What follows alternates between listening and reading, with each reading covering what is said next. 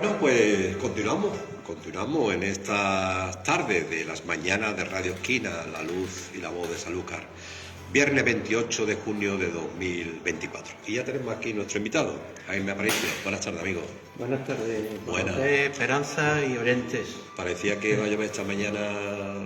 Sí, ha caído por diferentes lugares, o sea, pues ya lo anuncia también cuando dan las noticias del tiempo, que no llueve igual en todas partes, sino que en la misma ciudad, por ejemplo, como ha sucedido aquí esta mañana, en el pueblo diluviaba y en la Jara no, y viceversa, ¿no? Pero bueno, ha caído un poquito. Selectivo. Lo que pasa es que las buenas borrascas, que son las que entran por el Golfo de Cádiz y descargan, pues tú sabes, en esta época no es muy pródiga.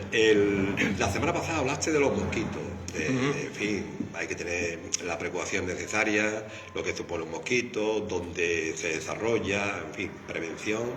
Y hoy nos trae las enfermedades que transmiten los tipos de mosquitos. Efectivamente. Sí, porque, bueno, hablamos de los mosquitos en general y quizás pues haya personas que no sepan que evidentemente dentro, como sucede en todo el reino animal en general, pues hay diferentes familias, diferentes tipos, y entonces en los mosquitos sucede exactamente lo mismo. Hay diferentes tipos de mosquitos y no todos los mosquitos transmiten enfermedades, pero sí que hay unos cuantos que son muy peligrosos.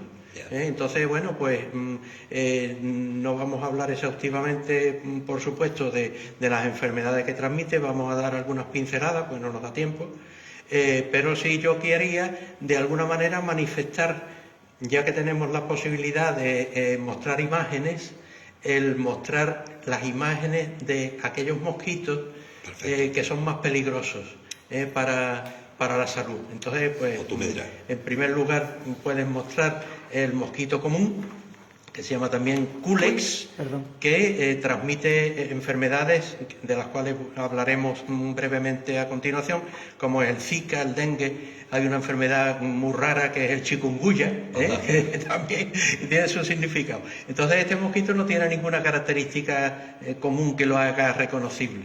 Lo que sí está claro que, por ejemplo, podemos decir que es marrón claro o amarillo pajizo, no tiene unos caracteres llamativos, como digo, y en cada segmento del abdomen, cuando se coge y se mira, se puede mirar o al microscopio o detenidamente si se caza alguno, pues tiene una línea de color beige, y su tamaño en general pues entre 4 y 10 milímetros. Ese es el mosquito común.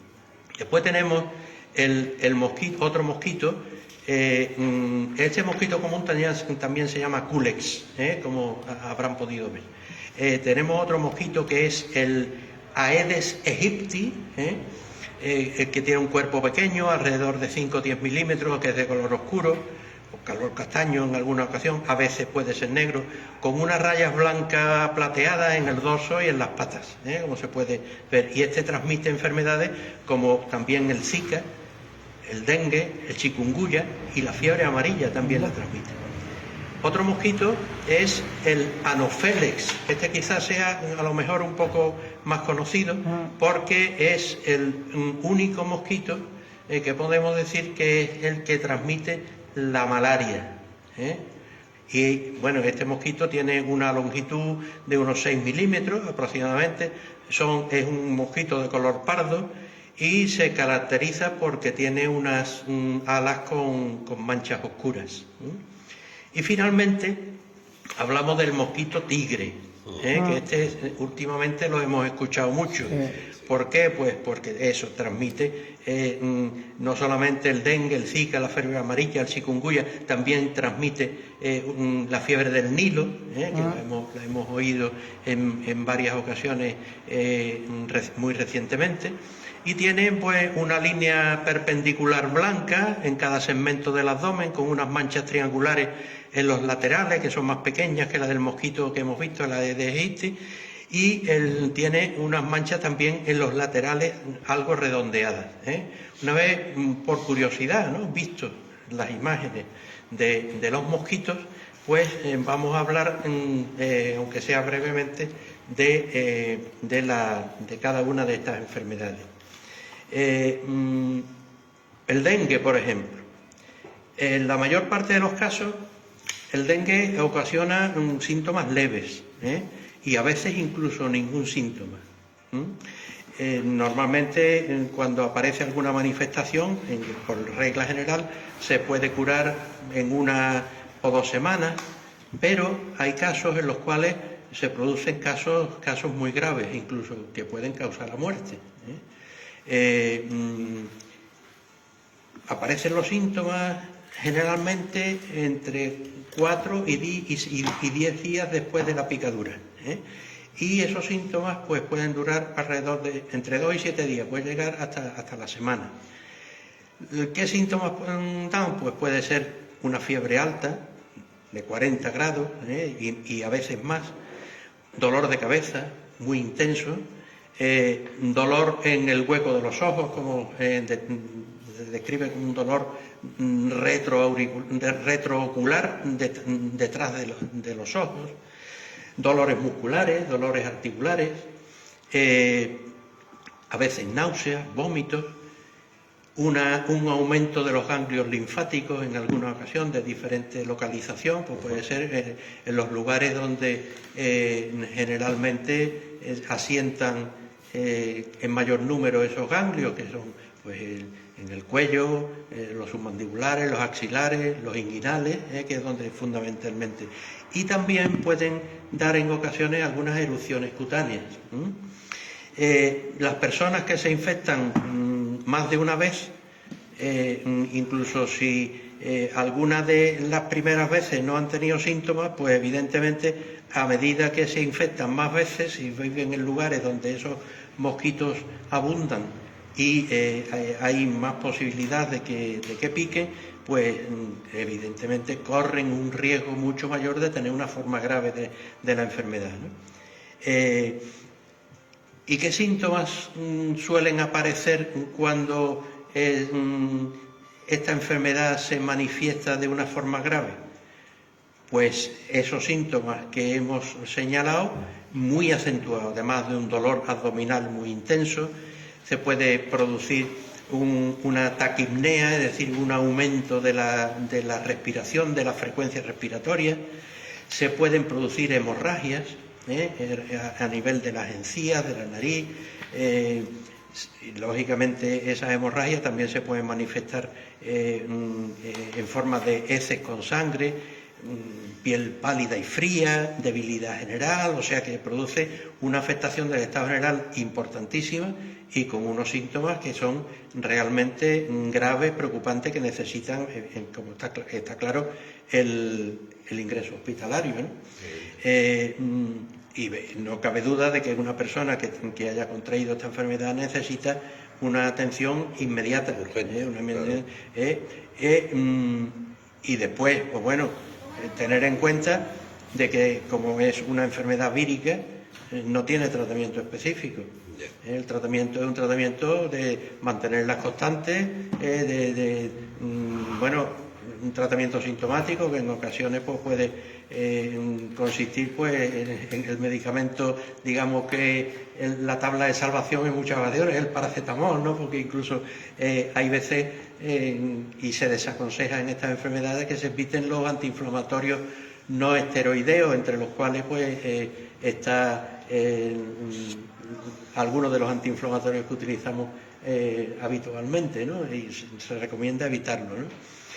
Esta enfermedad generalmente es endémica en determinados países, en más de 100 países, de África, de América del Sur, de Asia, en la parte sudoriental, del Mediterráneo oriental, de Pacífico occidental, pero tenemos que tener en cuenta lo que hemos dicho ya en varias ocasiones cuando hemos hablado de determinadas enfermedades, que hoy día, por el tema de la globalización, por el tema del el transporte fácil que hay entre unos lugares y otros, pues hay personas que pueden trasladarse de unos lugares a otros muy lejanos y que incluso pueden haber sido picadas por uno de estos mosquitos, transmitida una de estas enfermedades, no saberlo y trasladarse a otro país donde se desarrolla la enfermedad y a lo mejor puede dar la casualidad de que haya un mosquito de estos en su entorno que le pique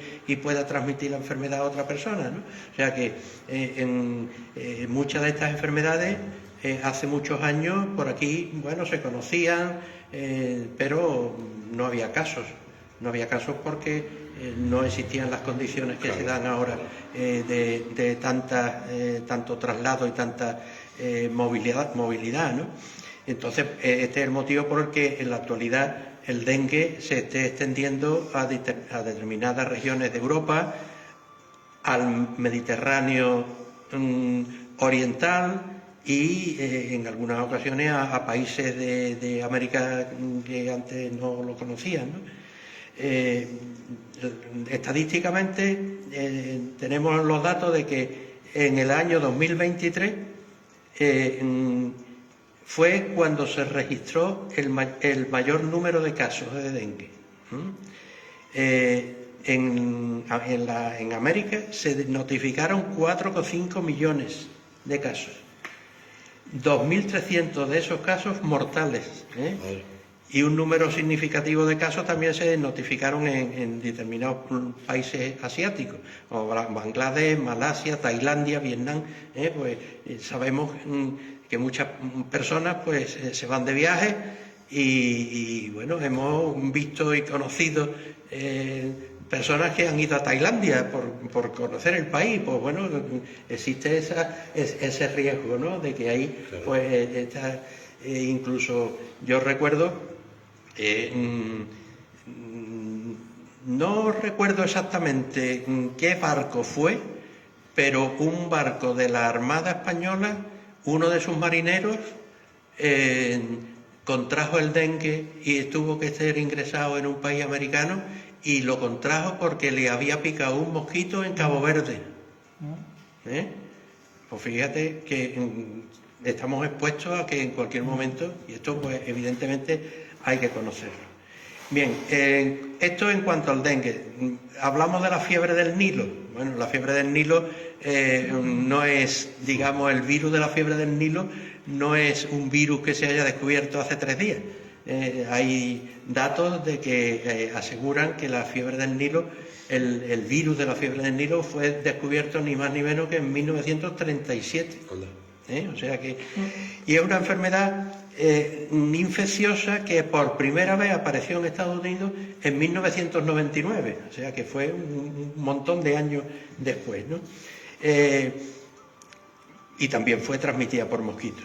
Las personas que contraen este virus pues no suelen tener síntomas en muchas ocasiones o presentan síntomas leves, pero los síntomas son más o menos los que hemos referido anteriormente, los leves, como fue fiebre, dolor de cabeza, dolores por todo el cuerpo, erecciones cutáneas, los ganglios linfáticos, o sea que vienen a tener, digamos, como una especie de denominador común, los síntomas que producen estos virus, ¿no?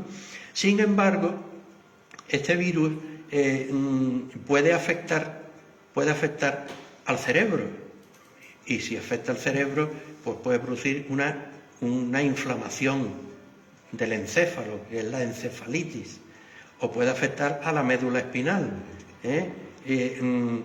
con lo cual se produce una meningitis, por lo cual tenemos ya, digamos, unos síntomas que de alguna manera caracterizan, aunque no son únicos, como todos sabemos, de este virus, que pues la encefalitis y la meningitis. Entonces hay que estar alerta cuando se examina a una persona. Evidentemente el médico, cuando le hace la historia clínica, pues investiga, digamos, todo su hábitat, los viajes que haya podido hacer, cómo se ha desenvuelto, dónde ha estado en los últimos tiempos, con objeto de, si no es el propio paciente el que lo puede decir, pues lo pueden decir los familiares o los acompañantes, que pueden dar una pista de por dónde van los tiros. O sea, una persona con una meningitis, pues bueno, pues hay que investigar a ver cuál ha sido la causa. Y si es una causa vírica, pues está claro de que no se puede descartar la posibilidad de que haya sido una enfermedad producida por la picadura de un mosquito. Entre los años 2010 y 2023 se detectaron personas con esta enfermedad en países o en lugares donde no eran común. Y fíjate si es importante el conocer y el saber que esto existe y el prevenir y el tomar medidas para librarnos de las picaduras de mosquitos, que se descubrieron o se descubrió este virus en explotaciones equinas de caballos en Andalucía, en Castilla-La Mancha y en Extremadura, en la Comunidad Valenciana, en Castilla-León y en Cataluña. O sea que en España se ha extendido, hay en reservorio, porque los virus no solamente asientan a nivel, este tipo de virus no solamente asientan a nivel humano, sino que también hay animales que sirven de reservorio, a los cuales el mosquito le puede picar y transmitir la enfermedad. O sea, están a gusto aquí también. Están a gusto, digo. Están a gustísimo. A gustísimo. Y hay un caso descrito en el año 2024, en Lebrija. O sea, lo tenemos ahí al lado. O sea que son enfermedades muy raras, pero que, bueno, que hay que conocerlas, hay que tenerlo en cuenta, no hay que temer, pero que sigamos que son datos, son motivos para extremar las precauciones que podemos adoptar para evitar que nos pique un mosquito. Por tanto, evidentemente es razón de más para evitar las picaduras. La fiebre amarilla, otra enfermedad, que también, que bueno, la conocemos, nos suena chino, aquello de la fiebre amarilla, otra familia, con otro nombre que no lo vamos a decir porque, bueno, tampoco eso interesa mucho, y también produce fiebre, cefalea, pero hay una característica también, aparte de estos síntomas de los dolores musculares, de las náuseas, los vómitos, el cansancio, que habitualmente suelen producir y ser, como decía antes, el denominador común de estas enfermedades, produce ictericia. La ictericia, que es el tinte amarillento que adopta la piel y las mucosas cuando los niveles de bilirrubina en sangre aumentan.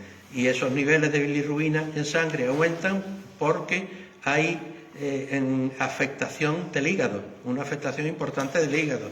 Entonces, cuando se produce esa afectación hepática, da lugar a que esos niveles de bilirrubina suban y entonces se produzca ese síntoma, que es el tinte amarillento. La evolución, cuando esto se produce, suele oscilar entre 7 y 10 días aproximadamente. El periodo de incubación, desde que pica el mosquito, entre 3 y 6 días, se desarrolla, o sea que en 15 días te puedes ir para el otro mundo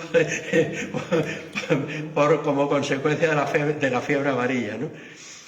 A veces, no siempre tiene un final malo, puede incluso remitir transitoriamente, pero hay que tener en cuenta que cuando transmite, o sea, hay muchas veces que remite transitoriamente, vuelve a aparecer los síntomas pasadas 48 o 72 horas. Claro. Y entonces, en esos casos, es cuando verdaderamente se acentúa la insuficiencia hepática, que es la que da lugar a ese color amarillento que hemos dicho, y también se produce una insuficiencia renal y se produce otro síntoma que también es gravísimo y que cuando se presenta motivado por la causa que esté motivado, que hay muchas enfermedades que lo producen, que es lo que se llama la coagulación intravascular diseminada, que es que la sangre se te coagula dentro de los vasos, eso es mortal.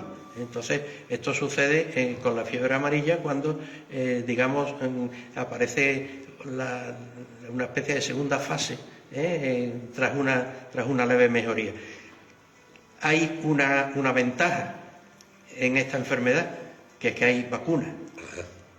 Hay vacuna contra la fiebre amarilla, por eso una de las razones, que yo creo que lo hemos dicho en alguna ocasión, una de las razones por las cuales cuando una persona va a hacer un viaje, sobre todo a países exóticos, se tiene que poner en contacto con Sanidad, con objeto de que les diga qué vacunas son obligatorias para trasladarse a ese país, ¿no? Con lo cual, bueno, pues está a cubierto de ese riesgo. Tenemos esa ventaja. Cuando se vaya a hacer un viaje a países tropicales o subtropicales, pues se pone la vacuna de la fiebre amarilla y entonces pues ese riesgo lo tiene cubierto. El virus del Zika, el virus del Zika, se ha comprobado, este virus tiene una característica, que se ha comprobado que aparte de que es transmitido, puede ser transmitido por mosquitos, también se puede transmitir por relaciones sexuales, por transmisión, o sea, por las transfusiones, o por un trasplante, o por el recibir una transfusión de sangre, en fin, lo mismo que sucede con otros virus que se contagian por el contacto directo con fluidos humanos, ¿no? Esta característica la tiene este virus se identificó por primera vez en Uganda, y fue en el año 1947, que también ha pasado tiempo, o sea que estamos hablando mucho de esto ahora, porque por esa situación que hemos dicho de traslado de personas y de la posibilidad de trasladar la enfermedad de unos países a otros, pero que estas enfermedades existen hace muchísimos años. Y se descubrió en un mono, en el Macacu rhesus, que tiene mucha similitud con los humanos, ¿no? De ahí el RH, el célebre de la sangre, deriva de una característica del Macacu rhesus. Y después, en la década de los 50, se encontraron síntomas, pruebas de que la infección también existía en otros países distintos al que se había descubierto, en Uganda. Entonces ya se fue, digamos, delimitando un poco el área en el que este virus se desenvolvía. Como he dicho, se transmite fundamentalmente a través de la picadura, pero también hay esas características. Y el mosquito fundamental que transmite esta enfermedad es el Aedes aegyptus, que pica sobre todo pues durante el día. La mayoría de las personas que son afectadas por el virus del Zika son asintomáticas. Quienes sí presentan síntomas suelen tener erupciones cutáneas, fiebre, conjuntivitis, los dolores musculares y articulares, que son bastante comunes a las enfermedades estas que transmiten, malestar general, cefalea, etcétera, etcétera, que dura entre 2 y 7 días. Y también se ha descubierto, y hay que tenerlo muy en cuenta, y es muy importante, que el virus del Zika, la infección por el virus del Zika durante el embarazo puede causar un feto, o puede originar un feto con microcefalia, un cráneo y el encéfalo pequeño, con lo cual pues hay problemas, y aparte de otras malformaciones congénitas que se han descrito, independientemente de partos prematuros, de abortos espontáneos, que se puede producir, si se contrae durante el embarazo. Suele manifestar o suele producir en ocasiones problemas neurológicos, como enfermedades neurológicas, que no vamos a describir, pero que afectan, digamos, al sistema nervioso central. En febrero del año 2016, la Organización Mundial de la Salud declaró la microcefalia relacionada con el virus del Zika como emergencia de salud pública de importancia internacional, y se confirmó la relación causal entre el virus y esas malformaciones congénitas. O sea que no es una cosa, digamos, que de sospecha, que parece ser, no, sino que esto se confirmó y lo confirmó la Organización Mundial de la Salud, y la declaró como una enfermedad muy importante, en ocasiones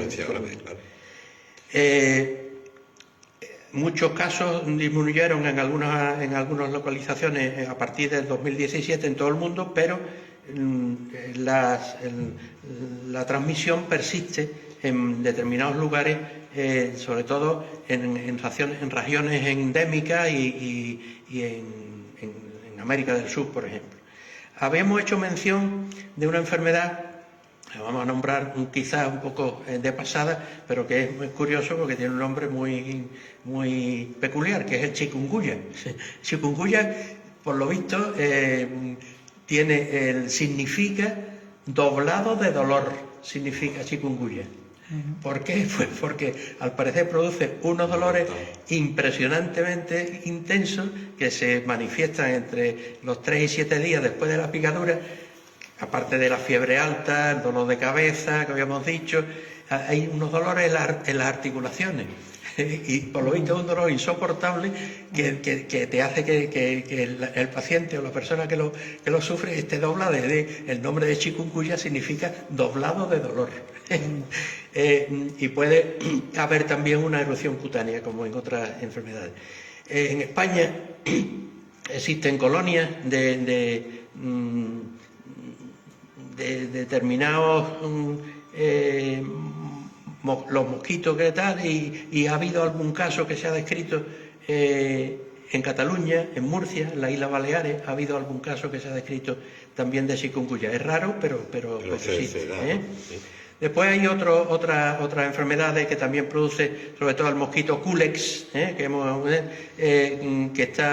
es una filariasis, una filaria, que es otra enfermedad que no es un virus, pero que produce un aumento de las extremidades, que es la elefantiasis, que también se conoce, y se produce, eso lo transmite el anófeles, que está presente sobre todo en zonas rurales.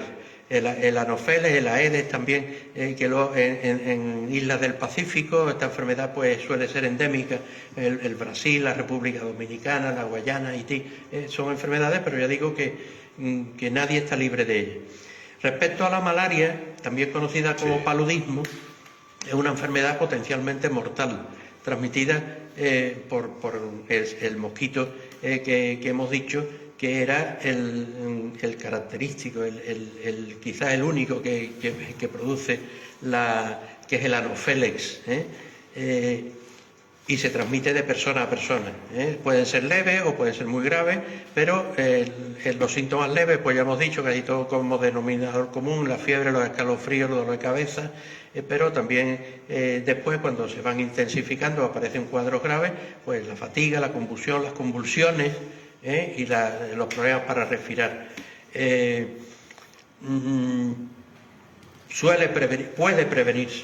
Puede prevenirse evitando las picaduras. Para la malaria, el paludismo, hay tratamiento, y evidentemente puede hacer que los casos que se padezcan pues se controlen y puedan incluso curarse. Hay una cosa que no quería, antes de que se nos agote el tiempo. Venga. Quería hablar de un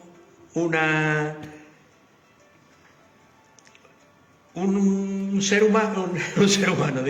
vivo que no es un mosquito, que es un flebotomo. El flebotomo es este. Y el flebotomo son pequeños insectos, que se caracterizan por ser de color amarillo pálido, similar al color de la arena, y tiene un cuerpo cubierto de un vello denso que se extiende por sus alas, y también son conocidos con otro nombre, como la mosca de la arena. En fin, hay una serie de tal. El flebotomo es un insecto que produce una enfermedad que yo he tenido ocasión de verla durante mi ejercicio profesional, que es la leishmaniasis. La leishmaniasis es una enfermedad cutánea que afecta a la piel y a las membranas mucosas. Por lo regular, para que de alguna manera pues tengan una idea, las llagas de la piel por regular comienzan en el sitio de la picadura de ese insecto. En algunas personas se puede desarrollar incluso algunas llagas en las mucosas. Y también hay otro tipo de leishmania, que es la leishmaniasis visceral, de la cual no vamos a hablar porque incluso esto ya casi hace muchísimos años que no se ven casos de este tipo. Antes sí que se veían, pero ahora ya no. Pero sí que me quería referir a las leishmaniasis cutáneas, porque puede tener un periodo de incubación entre 2 semanas y 2 meses después de la picadura. Y se trata de una manchita, en principio tiene una manchita, una mácula eritematosa, que se convierte después en un abón, como una ronchita, una pápula, que se llama, y después aparece lo que habéis visto ahí, que es como una postilla, con una base firme, indurada, y a veces muy pruriginosa después de varios días. La úlcera que aparece se recubre de líquido amarillento, da lugar a la costra, etcétera, etcétera. Dice, ¿y por qué digo esto? Pues porque es frecuente la localización en la cara y en las áreas expuestas en las extremidades. Algunas lesiones cutáneas se curan espontáneamente por varios meses, pero la mayoría de las úlceras tienen un curso crónico de meses, años, incluso da lugar a deformaciones. Yo recuerdo haber visto, he visto un solo caso, pero bueno, de estas cosas que se te enciende la bombilla y dice, ¿esto qué puede ser? Esto, empiezas a hacer la historia, empiezas a ver dónde el paciente, en este caso era un niño, había estado de vacaciones en el verano en una zona creo que era por Castilla-La Mancha, en una zona donde había una gran cantidad de vegetación, pensé en la posibilidad de que pudiera tratarse de una leishmaniasis cutánea. Efectivamente, se hicieron sus comprobaciones, sus analíticas y tal, y el niño en aquel momento mejoró, se curó con el tratamiento que hay específico para esto. Que si a lo mejor no piensas en que esto pueda existir, pues empiezas a poner tratamientos que no curan, incluso puede llegar a orinar problemas importantes, mutilaciones y demás. En este mapa que habéis visto ahí, no solamente las lesiones cutáneas, sino en el mapa hay unas zonas donde hay una... La más azul, la más negra, Efectivamente, la más azul son zonas muy endémicas, sobre todo en animalitos, hay perros, sobre todo.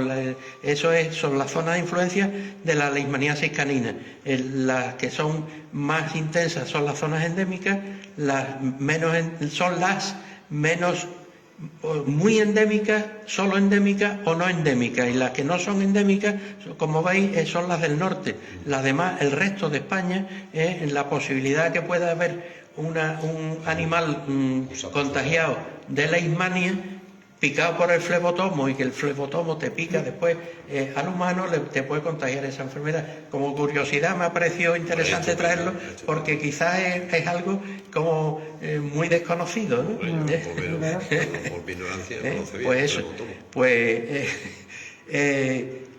me parece que son cosas que, sobre todo en el verano, hay que tenerlas muy presentes, porque bueno, hay que acentuar la protección, evitar estar andando sin esa protección de pantalones largos, colores no muy chillones, no perfumes, etcétera, etcétera, calcetines, zapatos, no sé qué. Sobre todo si vas andando por zonas desconocidas y de mucha vegetación, porque en esa vegetación hay una gran cantidad de agentes vivos que están esperando para...